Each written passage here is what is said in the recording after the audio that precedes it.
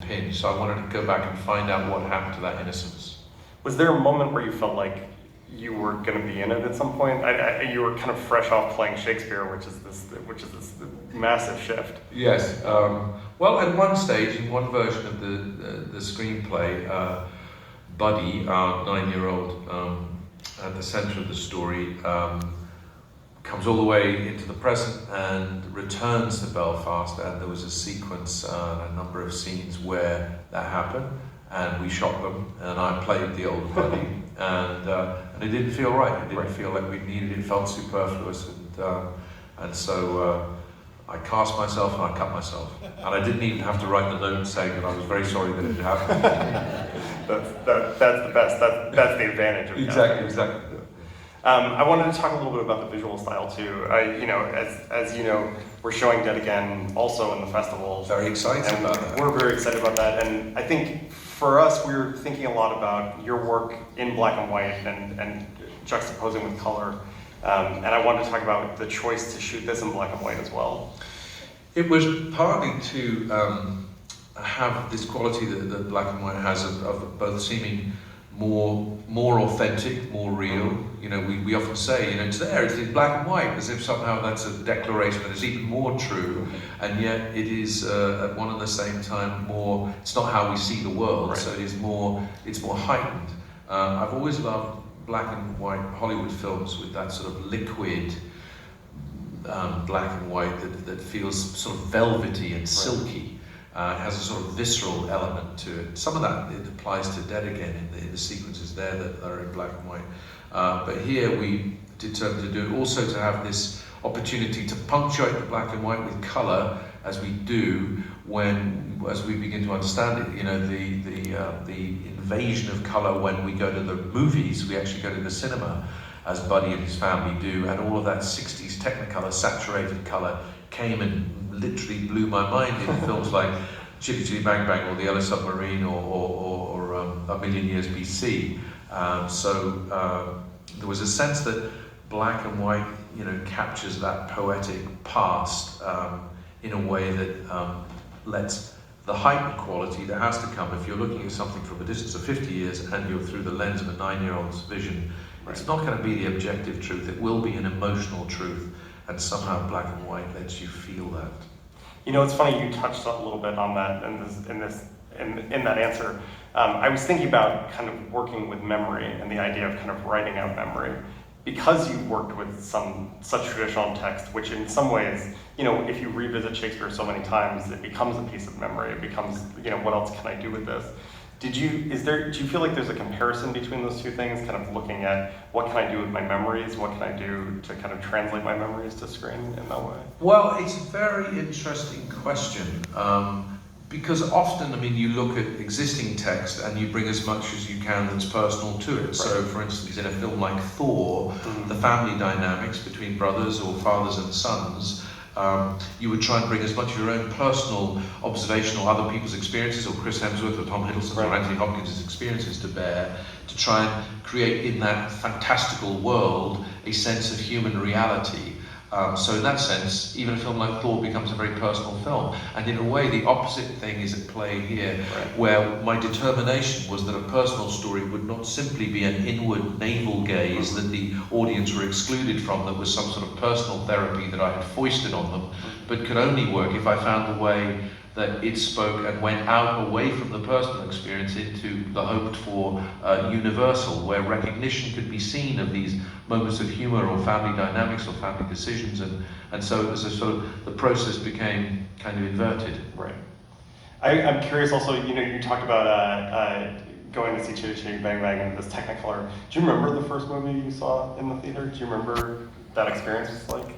I feel as though in the cinema, as a family, it was Yellow Submarine, the Beatles film, and that would have been about 1966. Right. And my goodness me, I think I've since learned through, or at least through popular myth, the suggestion that stimulants were possibly used in the creation of that film, and certainly the psychedelic, imaginative explosion of the 60s is rife in the animation and in the nature of the story. And I remember really being perplexed by it, but also, I don't know, not that I could have thought of this as a 6-year-old, but just but the feeling that it was quite an experience to sort of absorb it all, to feel I was in this sort of colour bath, and that it was so unlike anything I knew. It was not my life. It was not where I just come from. It was escape. It was dramatically different, and it was full of things that I had no relationship to, and that was exciting. Yeah, I mean, it's interesting because you are such a cinematic filmmaker, especially somebody who's worked with theater so much, come from a very cinematic place, and so I think whatever it was must have imprinted on you in that way. Well, that I suppose something like the Yellow Submarine for its anything is possible, and the unique nature of the experience. But films that didn't make it into this, that made a huge impact on me, were The Great Escape, and The Sound of Music, actually. Robert Wise, the editor of Citizen Kane, and a great movie maker in his own right, that film takes a big, vast subject, involving the situation of the Second World War, a family group, pilgrimage across the Alps. I mean, it's, and The Great Escape also, they're very complex narratives, lots of characters, and an epic dimension in terms of geography. They certainly made a big impact.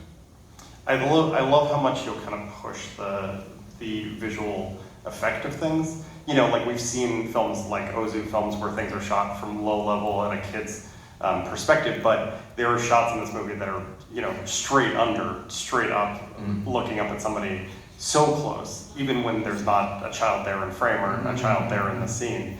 And I was wondering, is part of that trying to build a heightened sense of it too, trying to build a heightened sense of the world, of the Belfast world? It is, because what I would say is that once the riot that begins the sort of deconstruction of their life and literally of their street, the sense of being on high alert, of being in a permanent code red, of everything being significant. Although you long for them because they are coping mechanisms, there are very few just normal interactions. Everything seems charged and loaded, sense that people are listening, and that relationships you could trust before you can't quite trust. You can't trust the world for sure, and also you don't know when the police or the army are going to appear. And so a sense that the frame, the compositional frame, could unsettle one as well, and feel as though that quality of feeling the tingle of the unsettled, shifting tectonic movement was something that we wanted to get. So the world could be beautiful, and it could be striking, and it could be amazing, and it could be gothic, but it wasn't always safe. I think what you're talking about really is pushed nicely in the structure too, because if somebody walked into this movie not knowing what it was, the early scenes kind of set up that tension in this way that it feels like it could be something like the film 71 or something along those lines, where it's going to be action-packed and not pushed towards a more coming-of-age story, and so it keeps you on red alert the entire time. It sits there in your stomach. And also, I think the use of colour as well is also a way of just continuing to unsettle people. One of the things that struck me about some of the responses we've had to the film are the way they find the tone is unusual, and I would describe it as influenced by the character of the people in the north of Ireland. Humour is often used to undercut the most dramatic of situations, or even the most emotional of situations, and that sense of life changing very swiftly and shifting very swiftly, I think is part of how I experience life there as well. Generally, no sort of luxuriating. Life was very sort of active and febrile. Right. And then the other nice thing about the tone is, I want to ask about the music, because there's this very soulful feel to it. Obviously, Belfast's own Van Morrison, but also, Jamie's singing "Everlasting Love," and it feels very like that vibrant, soulful piece of the '60s. Music was so critical to us. Van Morrison had been a world star for a couple of years, as young as he was, with the classic album Astral Weeks, one of just the dozens and dozens he was going to provide us with. He has soul in that voice, which is a complete orchestra, and so when he sings an Irish air like Carrickfergus, it becomes a 5-act play. Yeah. I mean, when that boy waves to that father, and saying goodbye, and Van is singing about the sea is wide and I can't swim over.